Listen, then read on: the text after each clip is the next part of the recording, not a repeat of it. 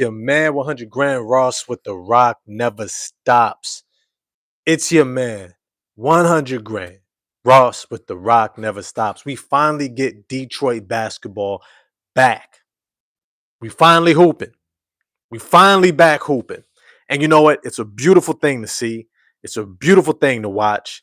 JB Bickerstaff, yo, this is exactly what you want to see from your team coming off of a 5-day layover break.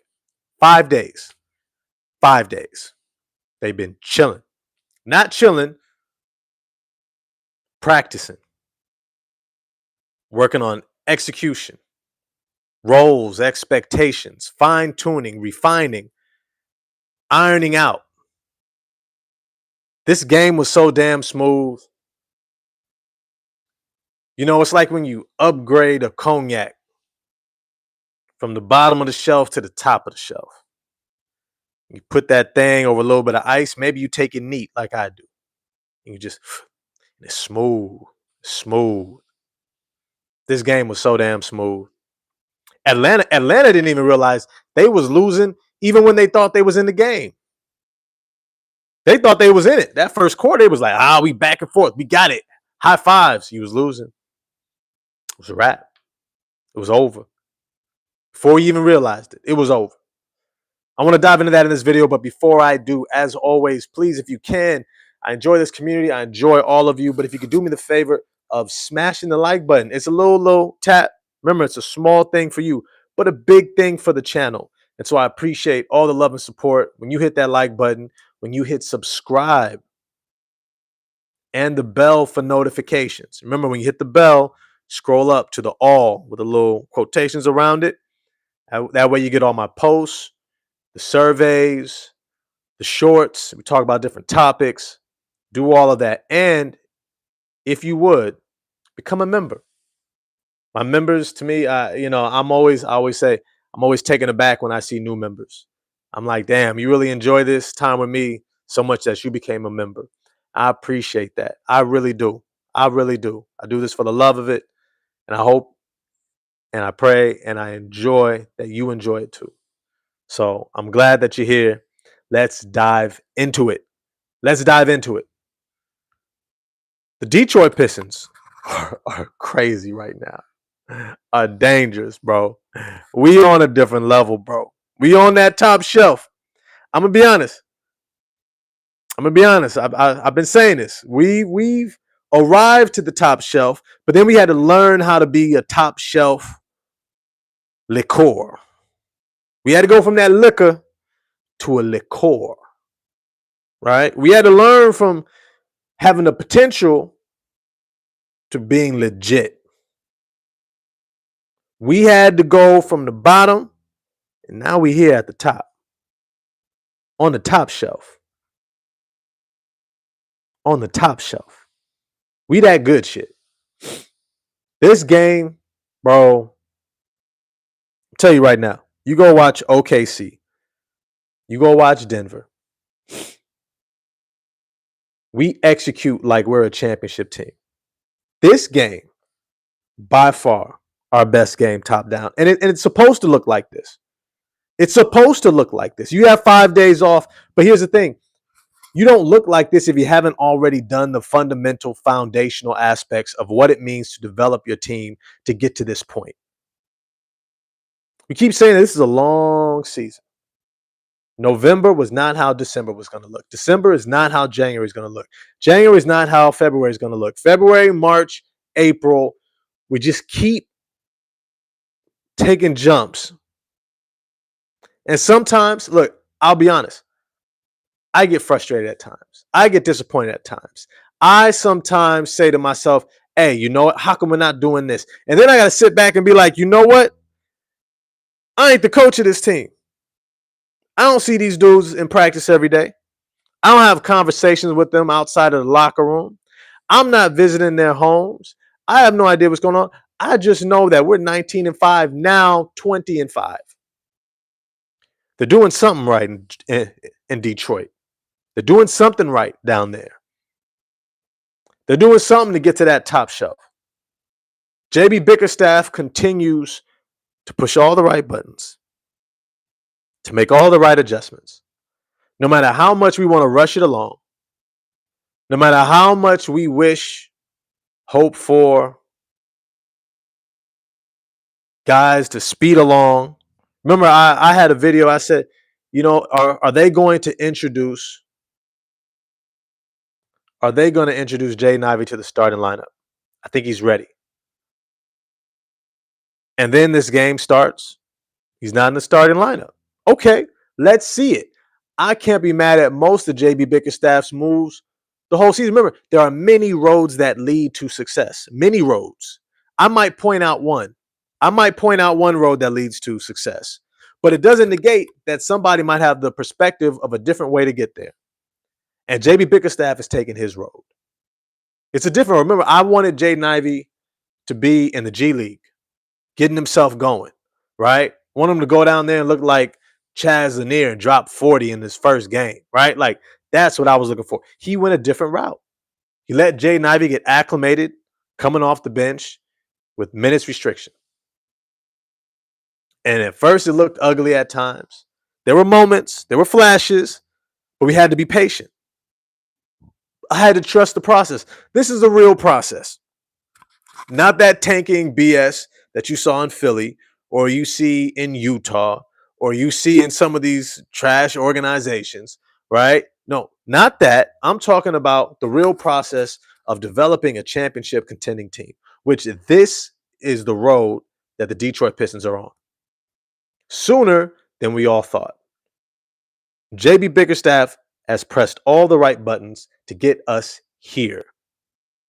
And if for no other reason, we should be trusting him to take us there to the NBA Finals. Will we be ready? I don't know. But I'm here for the ride. I'm here for the ride. I'm here for the long haul. I'm here to see how this all plays out. I'm here. I'm here for it. Because right now, this team looks top shelf. The execution that I saw in this game, remember, I broke it down to y'all when I did the rewatch of the Pistons Hawks, right? I've been talking to y'all about different ways of observing the game. And one of the specific ways that I talked about was that you want to see how a team is getting its shots early on in the game, because that speaks to their preparation, their focus, and their execution. And if you're executing early in the game where you can get easy shots, it allows you to have more legs to be able to play better defense, to create more easier opportunities in transition. That gives you the legs to finish games at the end with enough bounce to do the more tough shot creation that it takes to win the games down the stretch, especially if it's close. The other team has also been executing. Now it's a close game. And then you have the opportunity to close out because you executed early. That's what you're looking for in that first quarter. Not made shots. That's not what you're looking for in the first quarter. You're looking for a team to execute their offensive system. It should look crisp. It should look clear. It should look clean. Solid screens, low turnovers, moving the ball deliberately, right? Seeing guys moving, expecting, anticipating how guys are going to be playing with and around you. You saw the backdoor cuts. You saw the off-ball screens. You saw the dribble handoffs. You saw the pick and roll action between Cade Cunningham and Jalen Duren later in the shot clock, where Cade saw the lob, saw the help defender slide over to take away the lob, then pivoted and looked for the secondary option, which was Tobias Harris streaking in from the top of the key because his man helped. And then he catches the ball and gets a wide open dunk. These are the executionary plays that you watch, that you observe, and you see, we're locked in. We're locked in. There was a scheme. There was a plan in place. There's a focus. There's the execution. Now, the reason why Atlanta had no idea what was coming is because they thought they were still in the game in the first quarter. And they didn't realize they had already lost the game because the subs were coming in and there would be no drop off. And this is the focus of this video. The Detroit Pistons bench Speaks to their preparation, their hard work, their focus, their buy-in. They came in and absolutely dominated this game. Absolutely dominated. Karis LeVert, 23 minutes, was a plus 22 in the game. Second highest plus minus on the team.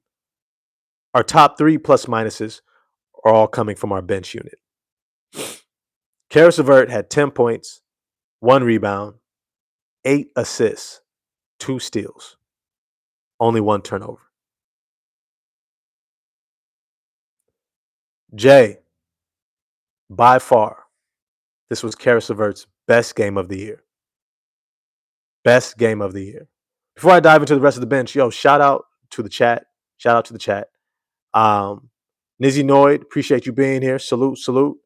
Hey, Mr. T313. Hey, it's good to see you again in the chat.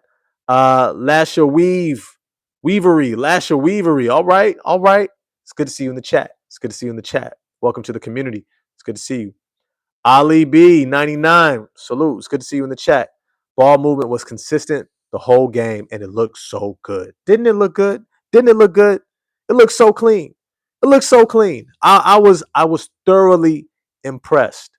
I was thoroughly impressed. Won each quarter, with the fourth being the best. Hawks had a 10-0 run and got only to down 25. We were doing our thing. We were looking top shelf. Intermittent Productions. Good to see you again in the chat. Fantastic game. The depth showed up. That's one of our superpowers. Great point. Jay, this was the verse be up. Aaron Brown, 967. New here, but I'm glad I stopped in. I am too. Appreciate seeing you in the chat. Salute. Blad TV. Salute, man. Salute. Appreciate the chat for being here. Yo, this was a hell of a game. Karis LeVert's best game. But when you watch this game, it wasn't just that LeVert had a good, it was how he had a good game. Because he's had other games where he's scored a lot for us. This was a game where how he played, you can see that there was an understanding of his role. He played his role to a T. To a T. His role was to play make and to go get buckets. Spot up, knock down open shots, get out in transition. But it was to play make and go get buckets. He was aggressive from the start. He was locked in. I even saw a moment where he had Ron Holland on the wing, potentially to swing the ball to, and he just went straight in. Missed a shot. And I was like, okay, that's something to look off your wide open teammate. But then when you watch the rest of the game, you recognize, oh, no.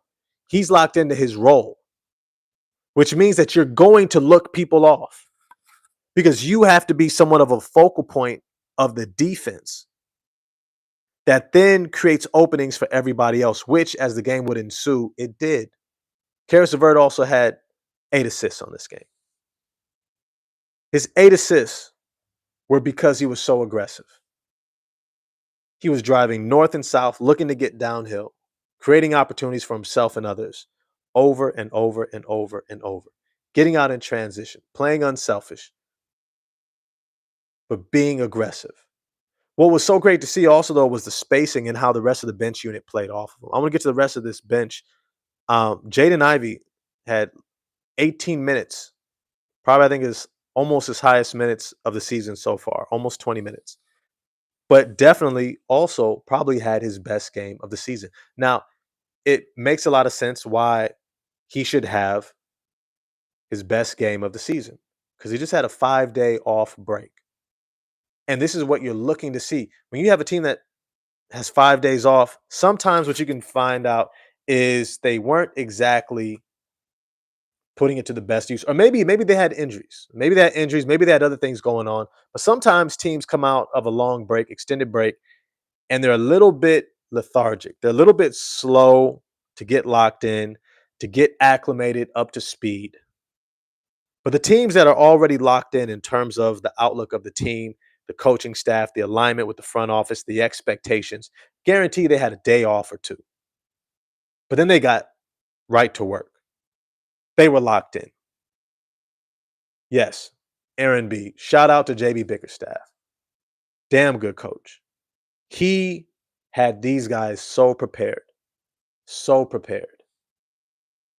It was a thing of beauty. These guys, 100% across the board, were ready to hoop, were ready to go, did not hesitate. They knew exactly what their role was. We saw Jaden Ivey come into this game.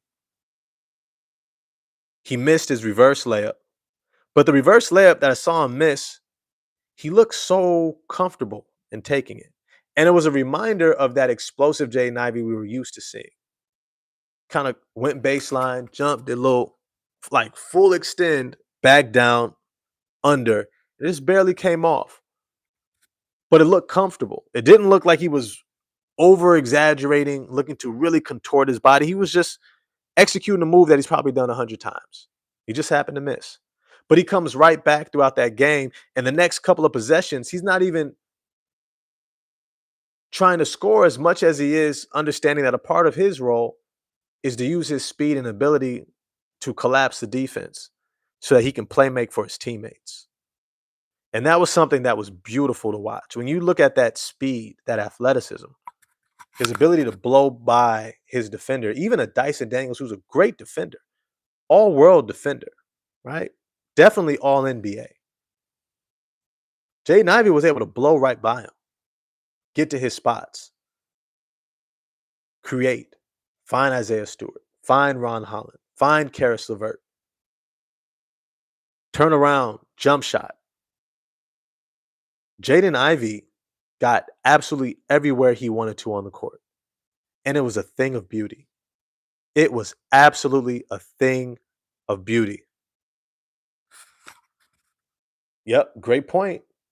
Aaron, it's good to see you in the chat. It's good to see you in the chat. You nothing but great points. Salute to you. Yo, the only two teams with 20 wins right now is us and Oklahoma City. I am looking forward to facing Oklahoma City. For nothing else, then it will be a measuring stick. It'll be a barometer of where we're at as a team. It allows us to be tested. Remember, we barely beat Atlanta before this break, a week or so ago. Maybe 8, 9, 10 days ago. Barely beat them by 1 point. This game, we were up by almost 35. It was crazy. We ran them out the gym. We made them look like they didn't belong. This was a game where it looked like we completely separated ourselves from the Atlanta Hawks.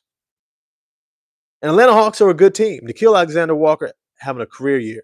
Jalen Johnson having a career year. And we made them look like, well, their record. Their record. All right? I want to pull up. In fact, I'm going to pull up their record real quick.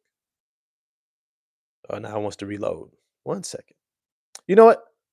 Because I got my chat here, I'm gonna use my chat. I'm gonna call in some help. What is the Atlanta Hawks record? And where are they in the standings? Where are the Atlanta Hawks in the standings? Because if I'm not mistaken, they're in the play-in. They're 14 and 12. Appreciate that, Jay. And where are they in the standings?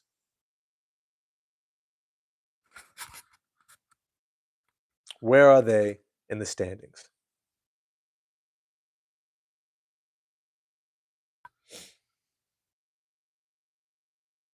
Let me know.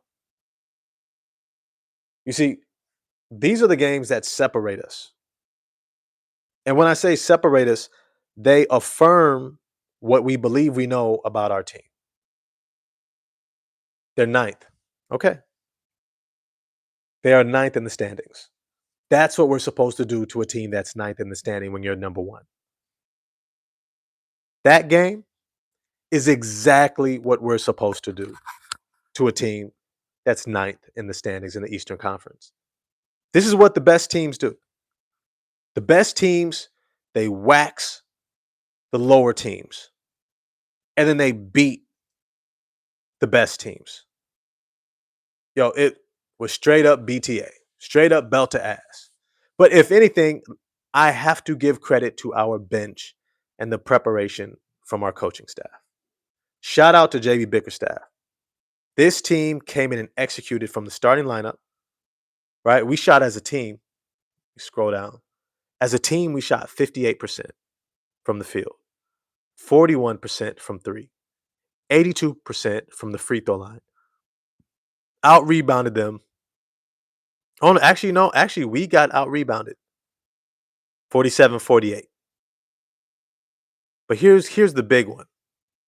35 assists. The Golden State Warriors in their prime, one of the goals that they used to have was to get over 30 assists a game. If they got over 30 assists, it spoke to that the team was executing their system. Guys were moving without the ball, playing unselfishly. They allowed the ball to have energy as it moved between players, and we were trusting one another. And so they wanted to see that consistently. 30 plus assists, 30 plus assists. Very quickly in this game, it was evident that the Detroit Pistons were going to be able to score without anybody having to take over.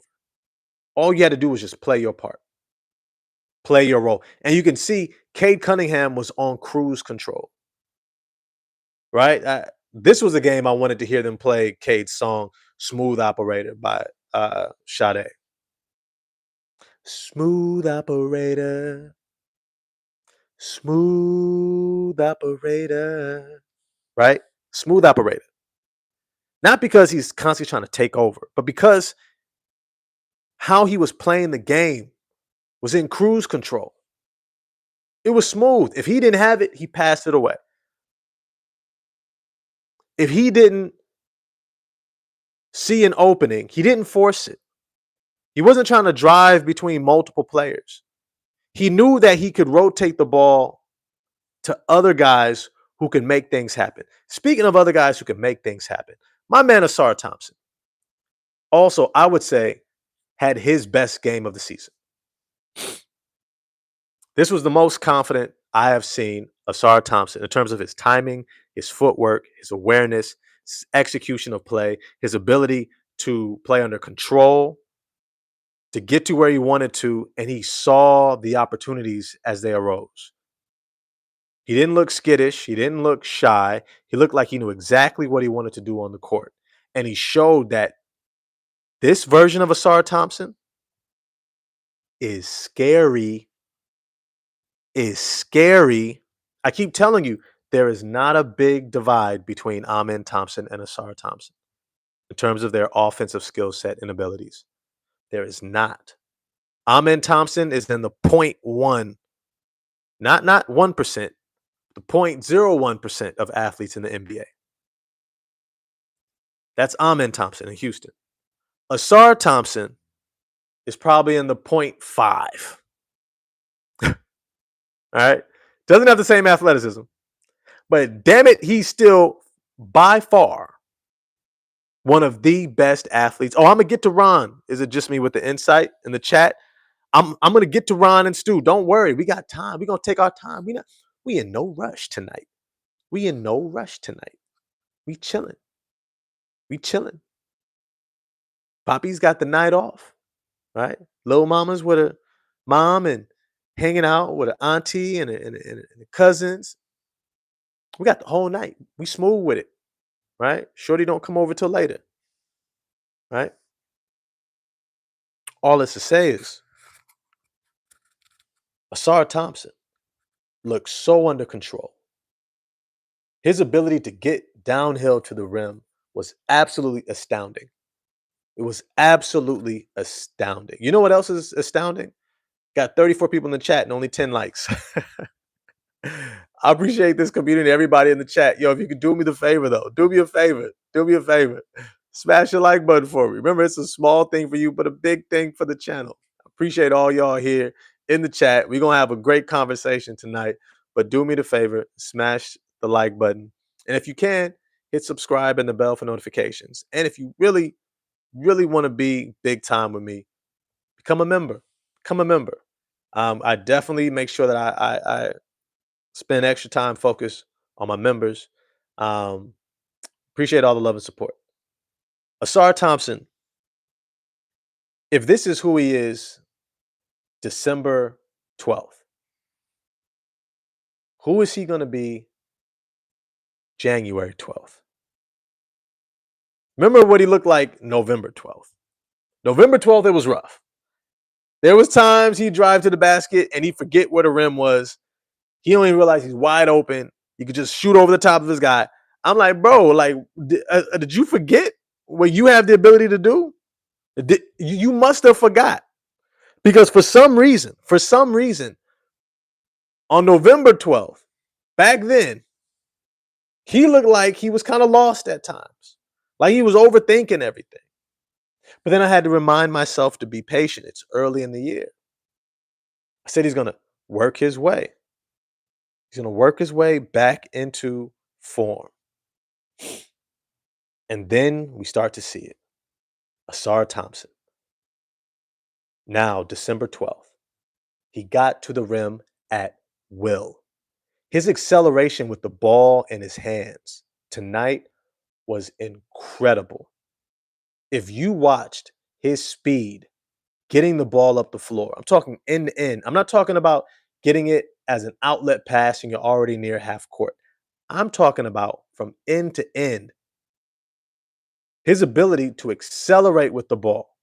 He's moving at a completely different speed. He's moving. He's almost like having. Look, I used to drive a V8. I had a Ford Thunderbird bought from my pops back in the day. Right. Shout out to pops.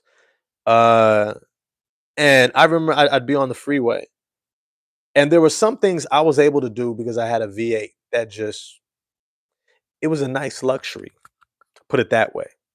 I could just kick that thing into gear, and I would just, and I'm just moving past cars. Excuse me, I'm gone. I'm gone. It was nothing. I'm out. Peace. Yeah, I'm showing my age, Avery. Yeah, I know. I know. Shout out to Avery Whiteside in the chat. And I would just be moving. I would just be moving. If you had a V6, it was nothing. It was nothing. Because I had a V8. When you have that extra gear, it is a luxury. We have the ability to give the ball to Asar Thompson. And his ability to get downhill, full speed, under control, and beat the defense all the way down when they think that they have enough time. And it doesn't matter. Because here's the thing. When you're paying attention to Duncan Robinson, Jalen Duren, when you're paying attention to Cade Cunningham, how much do you really have to pay attention to an Asar Thompson? Most teams are not going to have guys to pay attention to Asar Thompson. And when he is accelerating the pace and the tempo of the game and getting downhill full force, full speed with the ball in his hands, with that 0.5 elite athleticism, there's very little most teams are going to be able to do about that. And this was a game where everything seemed to fall into place. Everything seemed to work. Everyone knew what their role was. Everyone had a clear depiction and understanding of what was expected of them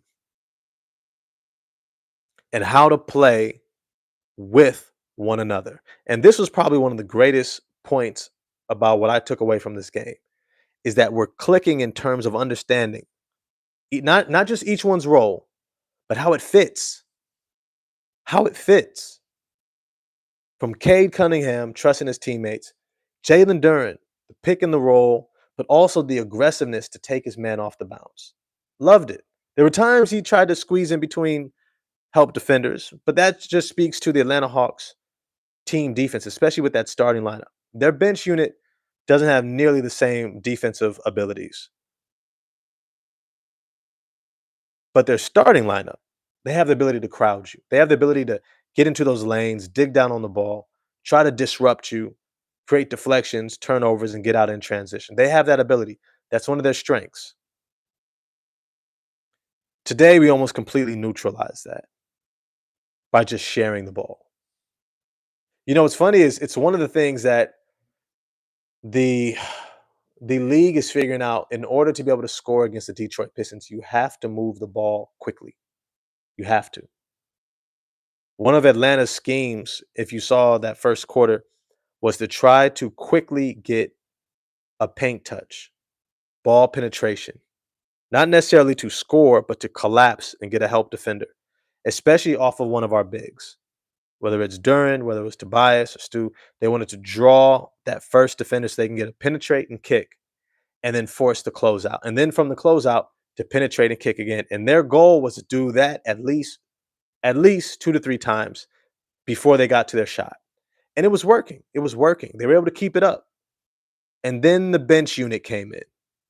And all of a sudden, when Jalen Johnson had to sit down, when Nikhil Alexander-Walker had to sit down, all of a sudden you realized our bench was here and their bench was here. And as a result, our bench was able to accelerate the lead, take control of the game, and we never looked back. We never looked back. We never looked back. Let me get to some of these other stats here that I want to read off. Isaiah Stewart, shout out to Big Stu. Had one of his best games of the year, if not his best game of the year. I know he had another 20-plus point game, but this game, he looked really good. And maybe it was a collective experience because so many other guys around him also looked really good. Everyone was crisp. They were sharp. They knew exactly where they were supposed to be, what their role was, how to play with one. There was also a very clear pecking order. There were certain guys that they were going to get more shots than others. And it wasn't a diss to someone else. It wasn't like, hey, you're not good. It was more so like, look, these guys have been here. They understand the system. They understand the expectation. And they're going to play in a way that is going to allow them to maximize our offensive potential. Yes, Avery Whiteside, great point in the chat. He kept his control too. He kept his control. Isaiah Stewart is so important to what we do. When he came in off the bench, it was very clear that Isaiah Stewart was a starting level player and their bench center was not. It was very clear. It was very clear. Isaiah Stewart was able to get absolutely anything he wanted against his defender. It didn't matter if it was Muhammad Gay, it didn't matter if it was Onyeka Konwu, didn't matter if it was even whoever was in front of him. Isaiah Stewart has refined his game so well. His ability to drive straight through Asa Newell, who's a rookie, granted, he's going to have limited, understanding of how to play certain guys. You're getting used to the overall strength, skill level, talent of NBA players. I get it. But Asa Newell is no slouch. He's no punk. He's physical. Plays with a high motor. Isaiah Stewart got that ball, faced him up, and was like, oh, you guarding me at the three-point line? Watch out. Drove right straight at him, under control. Got his shot up, finished. This entire game, Isaiah Stewart was under control. When he plays this type of a game, he elevates this team. And which is why I was saying so many times when he's getting thrown out of games, when he's getting these technicals, I'm like, bruh, do you realize how important you are to this team? Look, if you're going to take a foul, take a hard foul. Foul him. Go for the ball. Knock him to the ground. Be tough. Be physical. I'm not mad at that. But don't get goaded into little back and forths where you're pointing at guys in their face. Look, if you ain't going to slap them, put your finger down. Put your hands in your shorts. Do whatever you got to do. Compose yourself and keep hooping. Keep hooping. Because this team needs you. These Detroit Pistons, they fully, 100% rely upon Isaiah Stewart. You remember, he's our heart.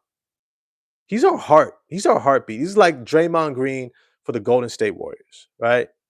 What Jimmy Butler used to be for the Miami Heat. right? There's certain guys, Dylan Brooks in Phoenix. There's certain guys that just give you that heartbeat, that your heart beats just that much stronger. And when it's time to go, you know you got a strong heartbeat. You know you got that strong heartbeat.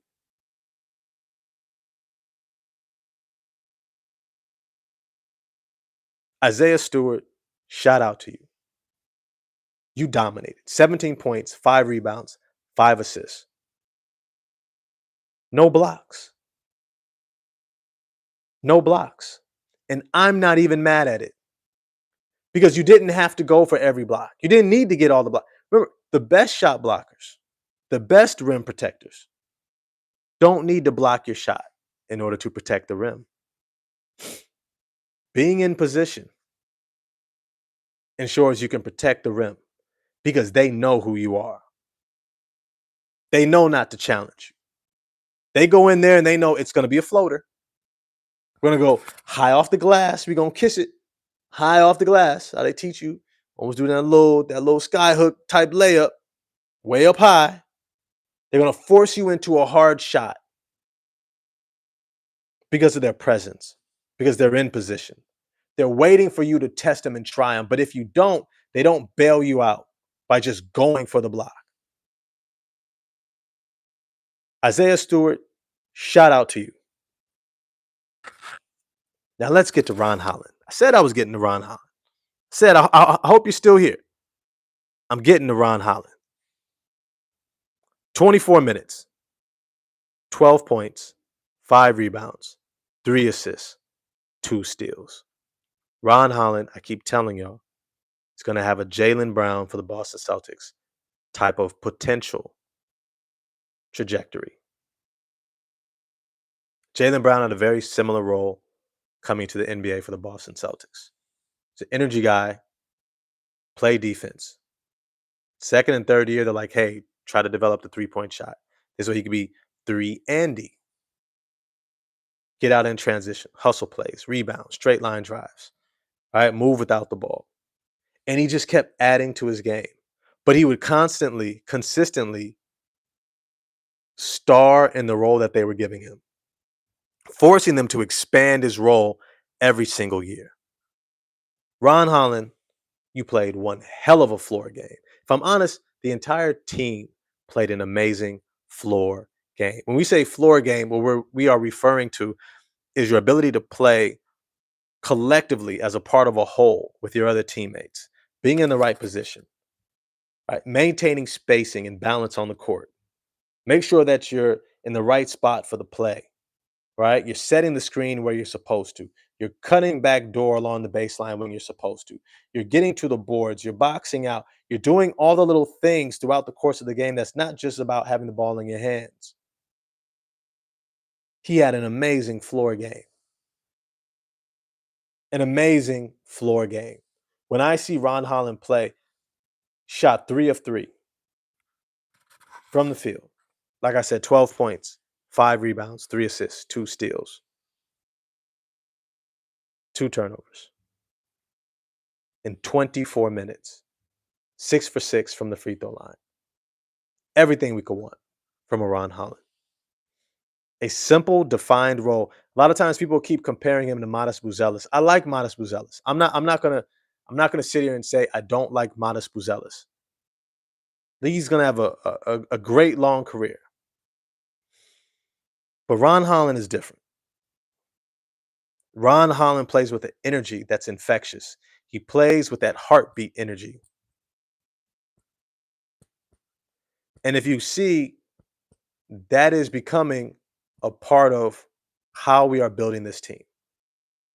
Guys who pump energy into their teammates through their play.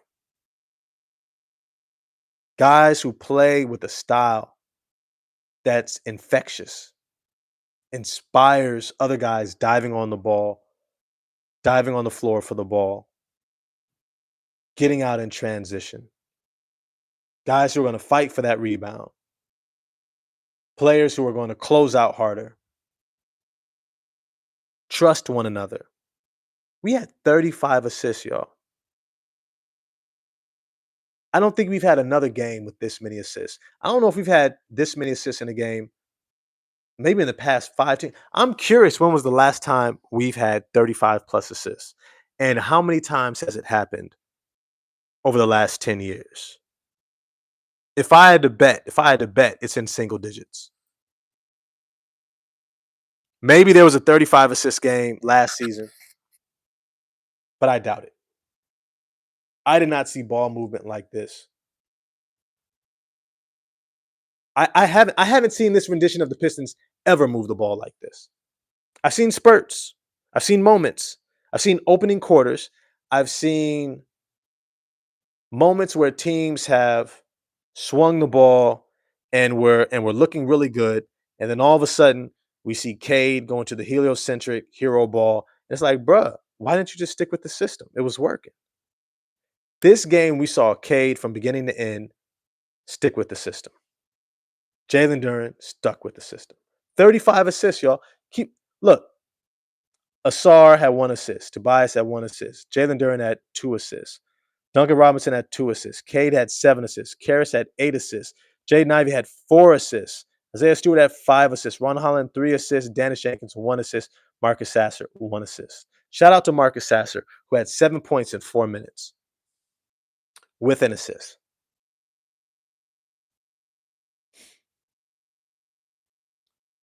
This team, bro. Shout out to Dennis Jenkins too. I appreciate that he seems to have settled into his role. He has a clearly defined role more and more on this team. It will be interesting to see eventually when Jaden Ivey gets moved into that starting lineup, probably by the end of this calendar year, and what that looks like for the rest of the team. It'll be interesting to see how JB Baker's staff reorients the roster and roles and expectations, etc. once Ivy is back in the starting lineup. But I will say this: I trust him. I trust JB. I trust whatever he's gonna, because at this point, what do we really have to question? It ain't about if it's perfect, if everything was done right. Look at the results. Remember, there are many ways or many paths to success. He's chosen one for this team, and it's working. We are 20-5, number 1 seed in the Eastern Conference, 2 games up on the New York Knicks. Matter of fact, let me just check real quick and see what the Knicks did tonight. Faced the Orlando Magic. Who won that game between the Magic and the Knicks? Curious, y'all. Let me know who won the game between the Magic and the Knicks. If I had to guess, oh no, that's tomorrow. The Magic and the Knicks is tomorrow. That'll be an interesting game. That will be an interesting game. But to be honest, the way that we're playing right now, I don't have another team that I can really legitimately say I'm worried about. If I'm honest with you, pull it in close. Pull it in close. Let me be 100% clear. I think we're as good as any team in the NBA. We are as good as any team in the NBA. When we play together, when we play like this, I don't see any team that can stay with us. The real test will be when we face a team like Oklahoma City, the Los Angeles Lakers, and it stays a close game for the full game. Will we continue to trust our system and one another in that moment? Crunch time, when it matters the most. Will we continue to swing the ball? Will we continue to make the extra pass, make the read? Will we continue to move without the ball? Or are we going to start Cade watching? Watch him play hero ball. Expect him to carry us across the finish line. That will be the real test. But the reality is, I don't know if there's too many teams that can really test us. I just don't see a team that can really test us. Most teams have too many holes, and we have too many talented players. We legitimately went 13 deep in this game. 13. We had K, Duncan, Jalen, Tobias, Asar. And then we came off the bench with Karis LeVert, Jaden Ivey, Isaiah Stewart, Ron Holland, Dennis Jenkins, Javante Green, Paul Reed, Marcus Sasser.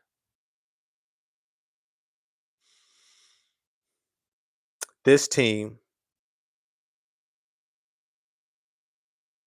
is scary. And I know it's almost like it gets overstated at times to say that somebody is scary.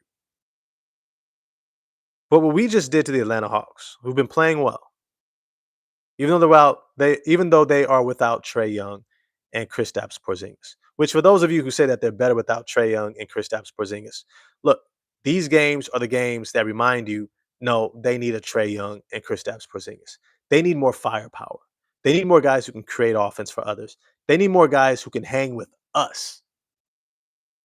Who can hang with us. That's the reality. They need more guys who can hang with us. They don't have enough guys who can hang with us. They need more talent. They did not have what it took. Their bench unit came in and they got smoked. They got smoked. What I anticipate seeing is this becomes a theme. And I've said this before. We may have the type of roster that reminds me of when the Golden State Warriors won their first title and they came off the bench with guys like Sean Livingston, Leandrino Barbosa, Andre Iguodala, David West, Anderson Varejao. They came off the bench with guys who played at such a high level that it was their bench who won them many games, who would take over, who would dominate the other team. And by the time the starters got back in the game, it was a wrap. It was a wrap. Teams were having to play their starters longer minutes against the Golden State Warriors back then, early on, because they needed guys who could keep pace with the bench unit. Our Detroit Pistons right now have that caliber of a bench unit. Karis, Isaiah, Jaden, Ron, Dennis, Javante, Paul, Marcus Sasser. God damn. We look good. We look good. And this was a game, man, seeing Jaden Ivey find his touch again was chef's kiss. He found his touch. When he was shooting close to the rim, it looked so confident. It looked so smooth. He knocked that thing down. Matter of fact, shout out to what's his name? Troy Vincent, the assistant coach, the shooting coach. Looks like that shit is paying off. Guys are shooting with confidence. Asar is knocking it down. Guys are doing exactly what we wanted to see all along. Fred Vincent. Fred Vincent. Thank you. Yo, hey Joe baby. It's good to see you in the chat. Gumby77. Yo, I appreciate you. Salute to you. Yo, Nizzy Noid. Yo, we definitely have to subtract to add, even with the Hawks. Sure, our guard room is full. Too many guys. No, nope, nope, nope, nope. Nizzy Noid. Nope, nope, nope, nope. Let me be clear with you right now. Depth is the name of the game, baby. It is the name of the game, especially when you're a contender. You need depth. We know injuries happen. We have to make sure that we can go deep so we have the ability to sustain ourselves through the marathon of the NBA season. Look, we're 20-5, 25 games into the year. It feels like we've almost had a full season. The NFL is only 16 weeks, 16 games. We're at 25 already. I get it. It's a different type of game altogether. I got it. Theirs is a collision sport built on smashing into one another. This is a physical game built on a lot of skill and speed, but more than anything, endurance. Endurance. That's the name of this game. Oh, you're talking to Avery Whiteside. Got you. Appreciate the clarification. Appreciate the clarification. Avery Whiteside, question Rock. I think we can add one more shooter during the deadline. What do you think about Jordan Hawkins? No, no, no, no. Nope. Nah. We don't want no Jordan Hawkins. Is Jordan Hawkins Detroit basketball?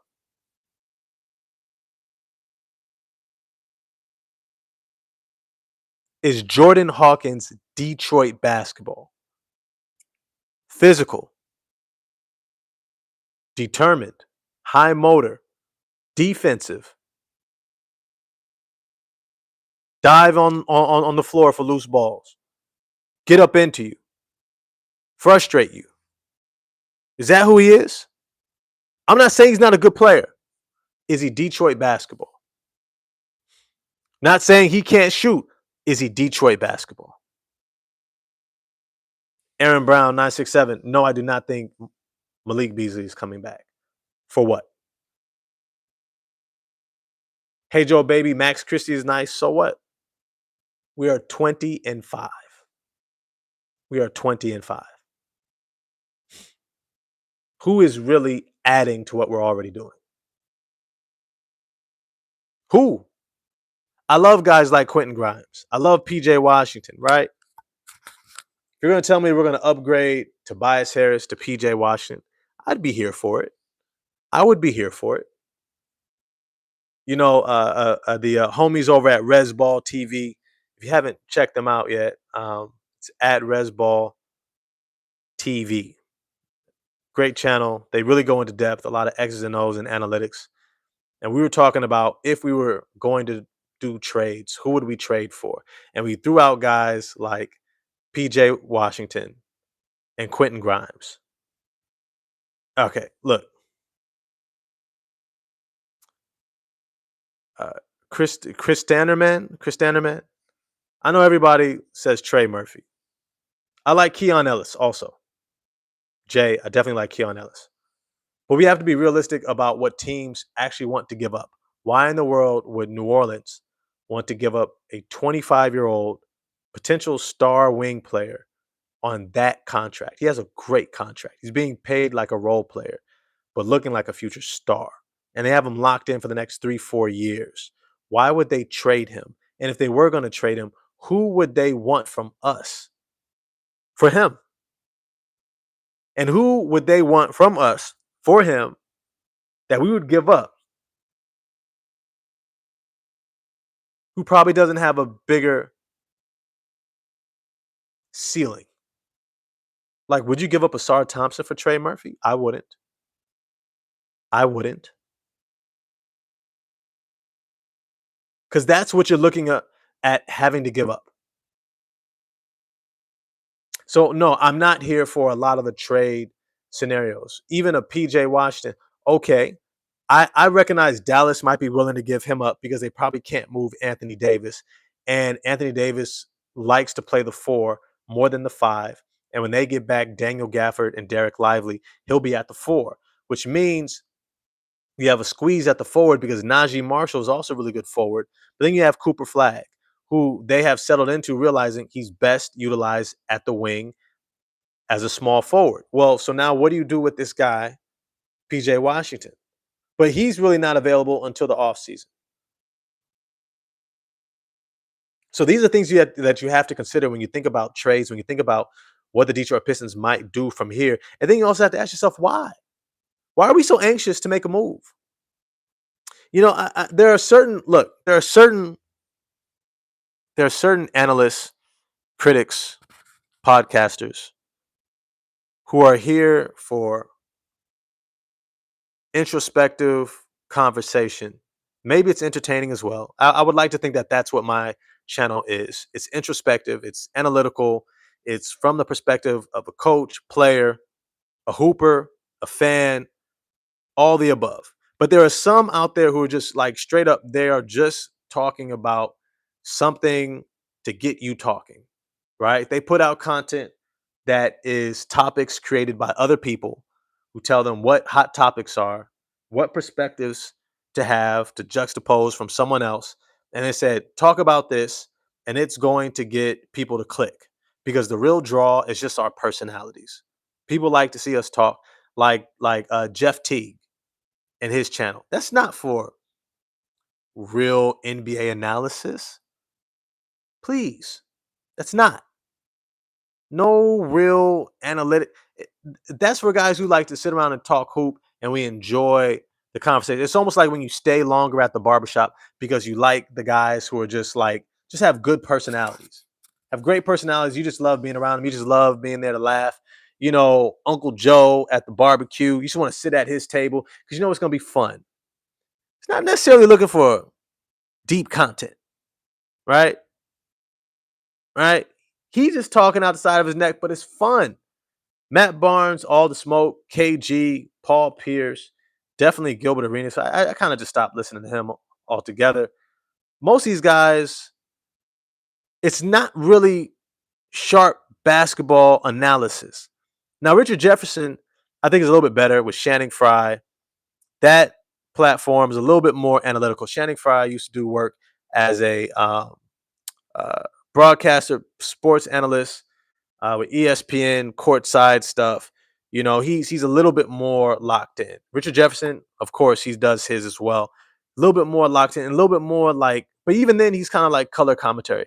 And I'm somewhat color commentary, so I'm not gonna hate on him too much. But I will say this: there are a lot of people who are talking about the Detroit Pistons have nothing to do with the actual team and where we are headed. They're just doing talking points.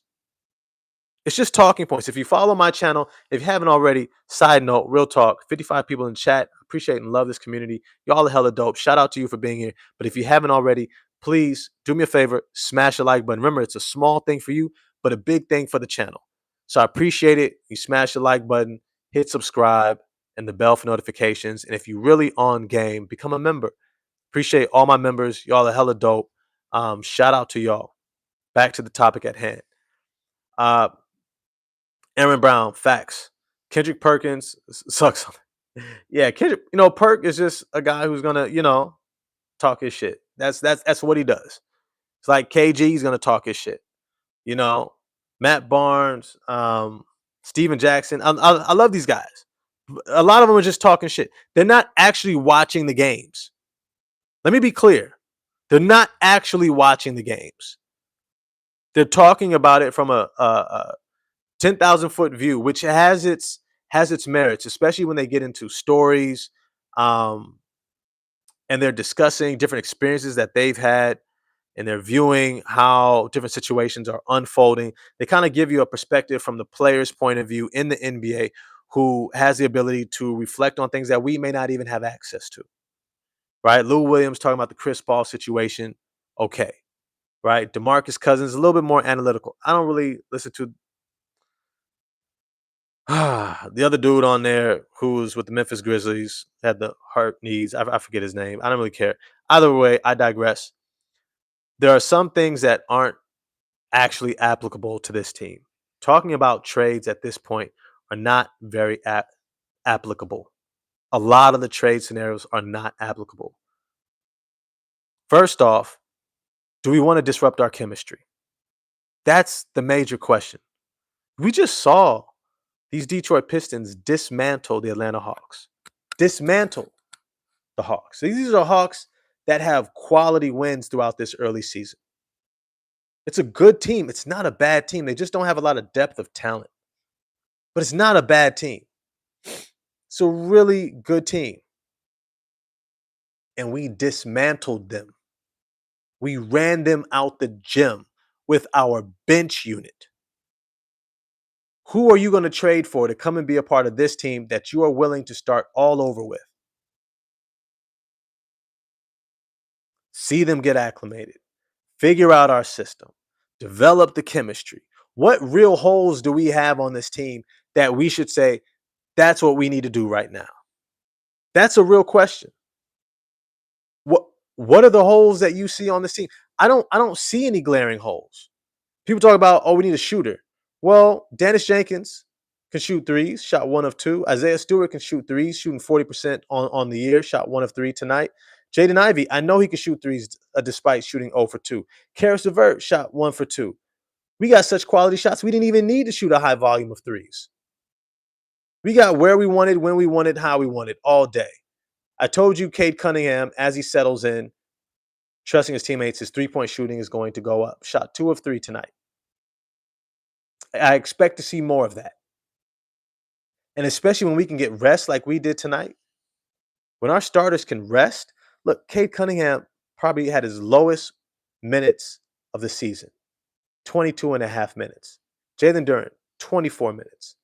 Duncan, 21 minutes. Tobias, 21 minutes. Asar, 21 minutes. I expect to see more games of high execution. Now, let's move forward a little bit. I'm going to do another live probably tomorrow. We're going to talk a little bit more about our next game on Monday, which is going to be against the Boston Celtics. So we're going to have 2 days off. Yeah, Aaron. Yeah, we just scored 145 points. Hot damn. We just scored 145 points. This is not the time to talk about trades that we need to make. Now, the Celtics will be a test. You own, yo, it's good to see you in the chat. Okay. Oh, you own came in hot with some critiques. I like my chat coming in hot. You own with a whole bunch of points. Okay. Hold on. Let me. I'm get. LOL. Don't brag about beating the Hawks, bro. Okay, coming in with smoke. Hawks, one of those weird teams who take nights off. You think they took a night off, huh? Okay, I'm tracking you. You own. Okay. Pistons don't have enough offense, really, versus real defense. Those people not scoring. Who do you think is not scoring? I'm here for all the smoke, bro. I'm here for all the smoke. Don't come with a little bit because I'm gonna call you on it. Who's stopping who on this team? Are they stopping Duren? It's probably gonna be an all-star this year. Are they stopping Cade? All NBA, MVP candidate. Who are they stopping?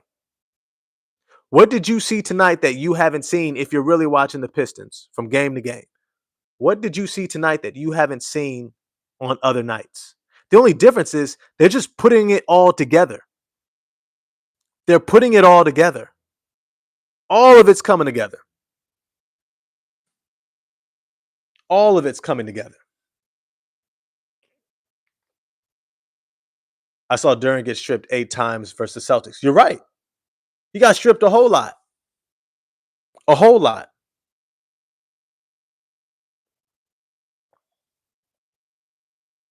I'm not going to hold you.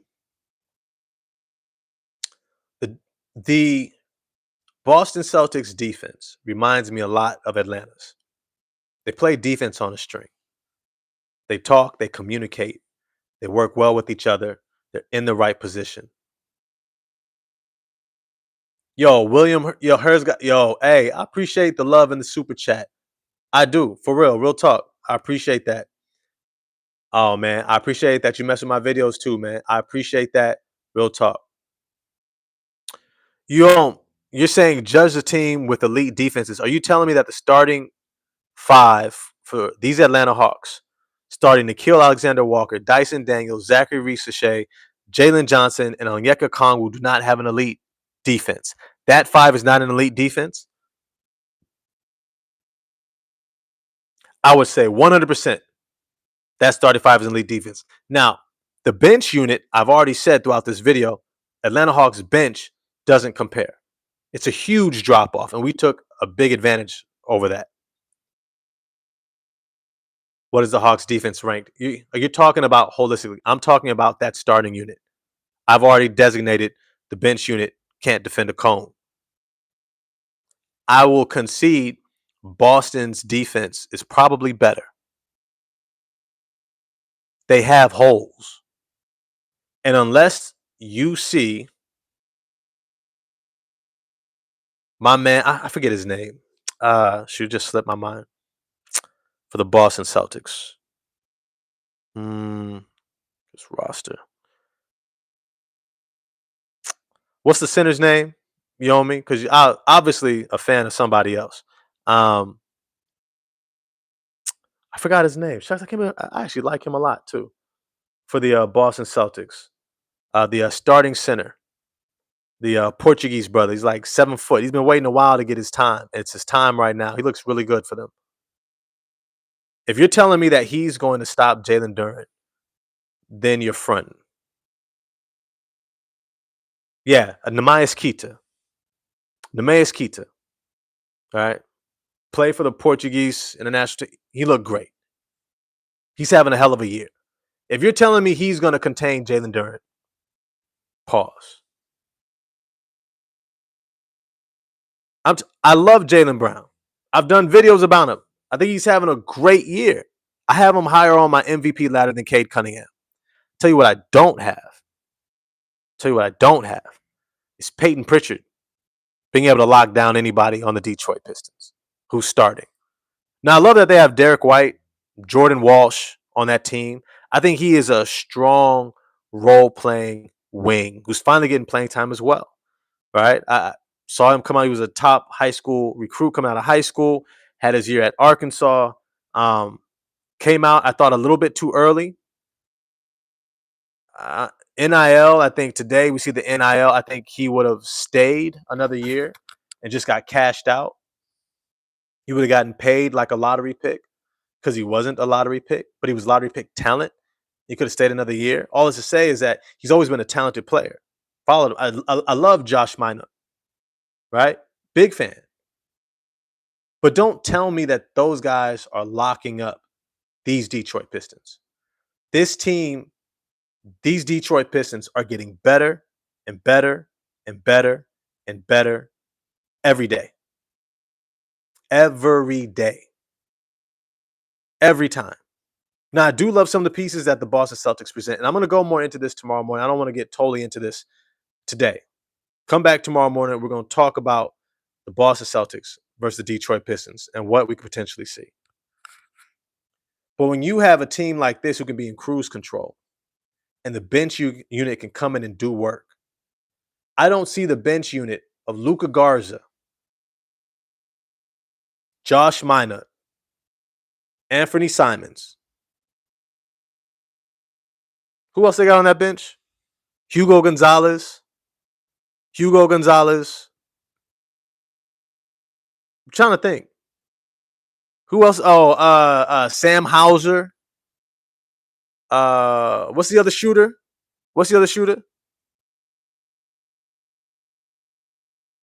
shooter on that team? You got Sam Hauser and you got the other dude. If you're telling me you believe that bench unit is going to outplay our bench unit, and maybe this is where we start off tomorrow. Maybe it's, you know what? I'm here for all the smoke. I keep telling you, I'm your man 100 grand. I'm going to keep it 100 with you. I'm going to keep it a buck with you. Keep it a buck with you. No, not Peyton Pritchard. He's starting. There's another shooter. He's kind of a wing shooter, lefty, I believe, for the Boston Celtics. Comes off the bench. He's further down the depth chart.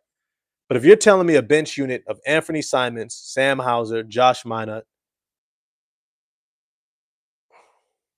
and those guys are going to present a better bench unit than what we just saw, unless you think that there's going to be a drop-off between what we did tonight and what we have the opportunity to do against Boston again after our last Baylor Shireman. Thank you. I could have looked it up, but I appreciate y'all on point in the chat. Yeah, appreciate it. But we weren't playing. I get it. Boston did just beat us. We weren't playing like this. We were doing the hero ball thing. I'm going to be honest with you. Boston might get embarrassed on Monday. I'm going to be honest. Boston might get cooked on Monday night. They might get cooked. it might be ugly real quick. I'm going to be honest. I don't know if you saw what we did to the Boston Celtics last year with Tatum. Asar Thompson destroyed Jason Tatum. I expect our defense to look 10 times better. This team is not the same from game to game, from week to week. After this little 5-day off break, oh my goodness. I am so optimistic right now. I do not see another team who is going to be able to hang with, especially in a 7-game series, bro. When Asar Thompson is playing 30-something minutes, and we still have a bench unit, bro, what Ron Holland is about to do. I like the Boston Celtics lineup. I like the team. I like the role players. It's going to be a good game, but it could get ugly for Boston. I don't see it getting ugly for the Detroit Pistons. We're going to talk some more about that in the morning. Remember, I'm 8 a.m. Pacific Standard Time, 11 a.m. Eastern Standard Time. Sometimes I'm on CP time. Most of the time I'm on CP time. So it's 8-ish. 8-ish. That's why you hit the bell for notifications. So you get the little alert that I'm on. And you can tap in. All this to say, hell of a game by the Detroit Pistons. Hell of a game. This is what you want to see from a young team. Consistent progress. Buy-in. A clear understanding of their role. Chemistry development. They trust each other. They're gelling. They play for each other. They're growing. Remember, I said maybe 10 games ago, one of our biggest Achilles heel was just maturity. Bad fouls. Playing defense with our hands instead of our feet. Not communicating off of screens and things of that nature. Okay. And then you see a game like this. Far more composed. Under control. Playing with their teammates. Moving without the ball. Doing the little things. One of the things JB Bickerstaff even mentioned, our ability to control long ball rebounds. Ron Holland was huge for us. He was huge. His ability to rebound those long rebounds, which we will need to do against the Boston Celtics because they're going to shoot so many damn threes. It is what it is. And we got to be ready for them to go small with Josh Minor at center. Because they're going to want to be able to spread us out, 5 out, which I keep telling you is a clear strategy, right? One thing you have to do against the Detroit Pistons to have a chance against us is move the ball quickly on offense. You got to have that ball pinging. And then you also have to make sure that you have player movement, moving without the ball.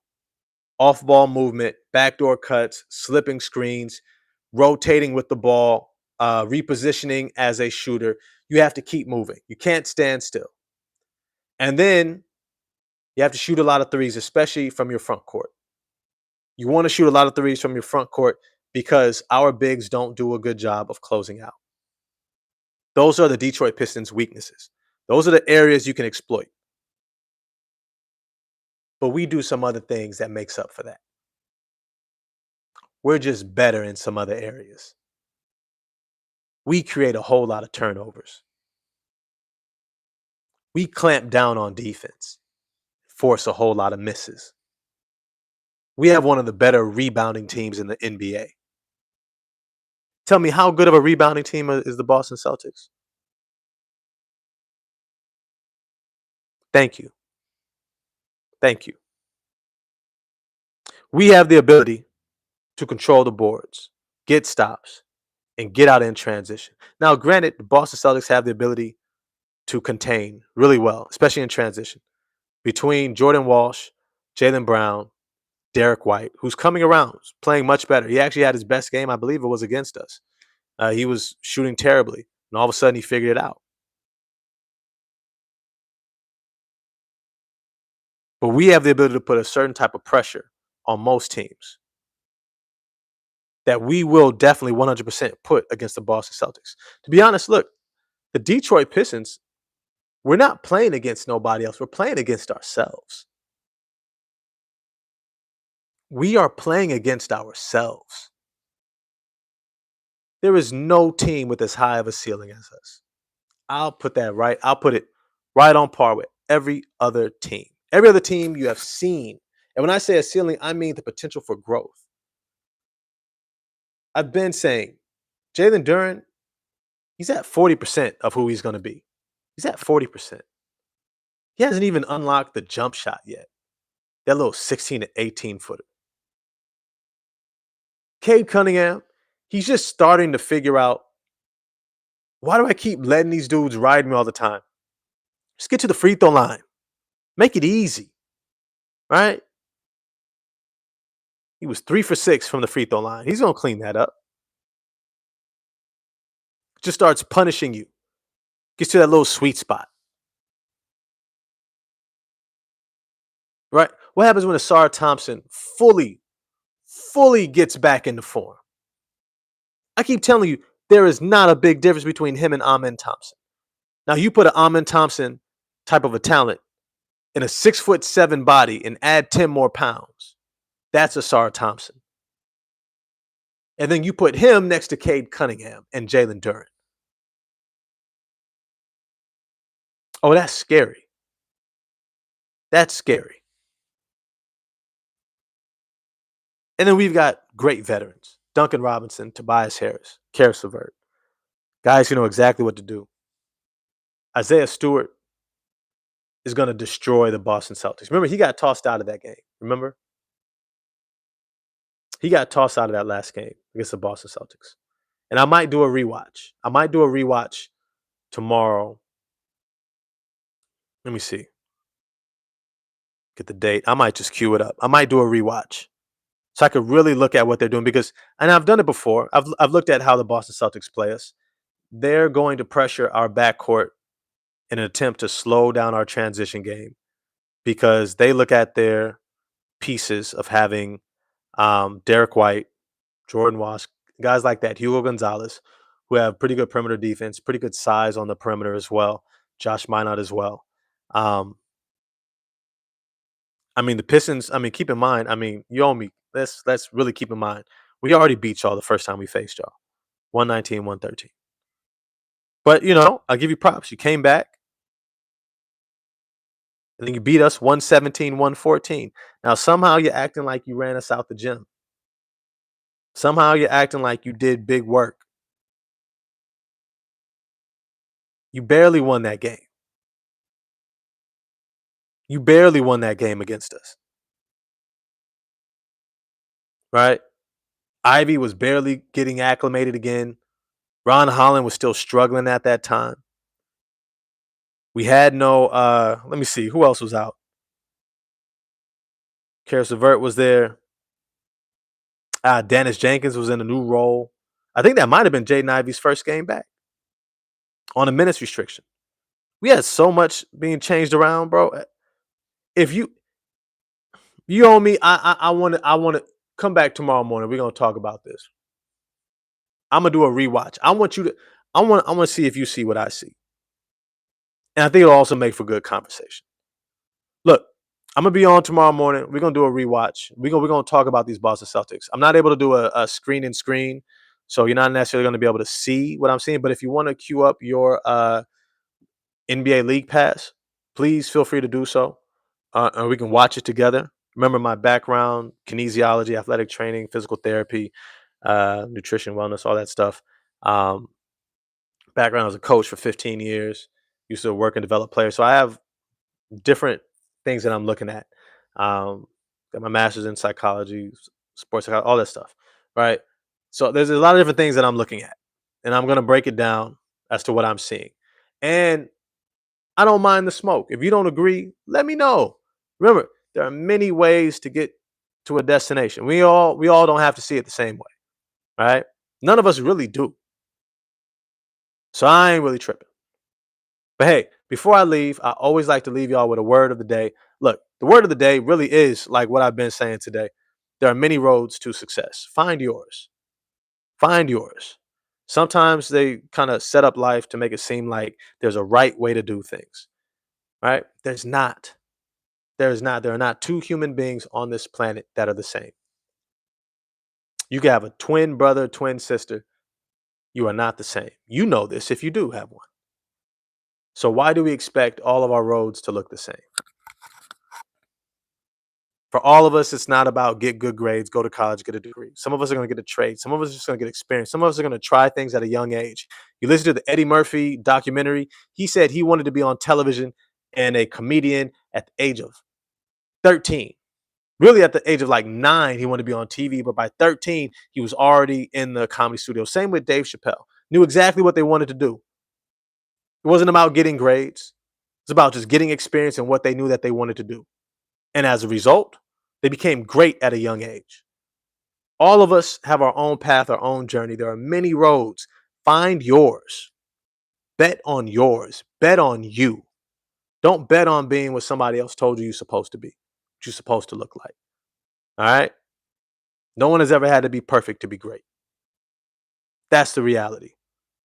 There are plenty of great people, and none of them have been perfect. With that said, as always, live life to the fullest. Love someone deeply. Give them a hug, give them a kiss your kids. Don't take a day for granted. Um, None of this is promised, right? You you can't get your days back as a parent. It's one of the things I stand by. Those moments are precious. Tucking your kids in, giving them a kiss goodnight, watching them sleep peacefully. You're gonna spend more of their life with them out of your home than in it. And I swear, every single elder I've ever talked to is in their 70s and 80s. The one thing they always say is they wish they had more time with their kids. So kiss your kids, love them deeply, laugh hard as hell. Enjoy this life to the fullest. All right. And I'm going to see y'all next time. Remember, I go live 8 a.m. Pacific, 11 a.m. Eastern Standard Time ish. All right. I'm going to get at y'all next time. Peace.